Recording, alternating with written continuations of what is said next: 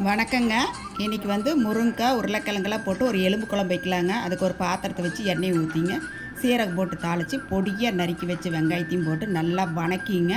பச்சை மிளகாய், வரமிளகாய், கருவேப்பிலை 3 போட்டு நல்லா வணக்கி விட்டுக்கலாங்க. அது கூடவே தக்காளி பழம் போட்டு நல்லா வணக்கிக்கலாங்க. தேவையான உப்பு, தேவையான இஞ்சி பூண்டு பேஸ்ட், உருளைக்கிழங்கும் முருங்கைக்காயும் போட்டு நல்லா வணக்கிட்டுங்க. 1 ஸ்பூன் மஞ்சத்தூள், 1 ஸ்பூன் மிளகாத்தூள், 1 ஸ்பூன் மல்லித்தூள் போட்டுங்க. தேவையான தண்ணி ஊற்றி நல்லா ஒரு 5 நிமிஷம் வேக விட்டுங்க. வேக வச்ச எலும்பை இதில் ஊற்றிக்கலாங்க. நல்லா ஊற்றி நல்லா ஒரு கிளறி விட்டுக்கலாங்க. நல்லா கிளறி ஒரு 5 நிமிஷம் அதை கூட நல்லா கிளறி விட்டுட்டுங்க. மட்டன் பொடி 1 ஸ்பூன் போட்டுக்கலாங்க. 1 ஸ்பூன் மட்டன் பொடி போட்டு தேங்காய்ங்க, பட்டை, கிராம்பு, சோம்பு போட்டு அரைச்சி வச்ச பேஸ்ட்டு அப்படி ஊற்றிக்கலாங்க. ஊற்றி நல்லா ஒரு கிளறிங்க. ஒரு 10 நிமிஷம் கொதிக்கி விட்டு எடுத்தால் சூப்பரான காய்கறி எலும்பு குழம்பு சூப்பராக ரெடிங்க.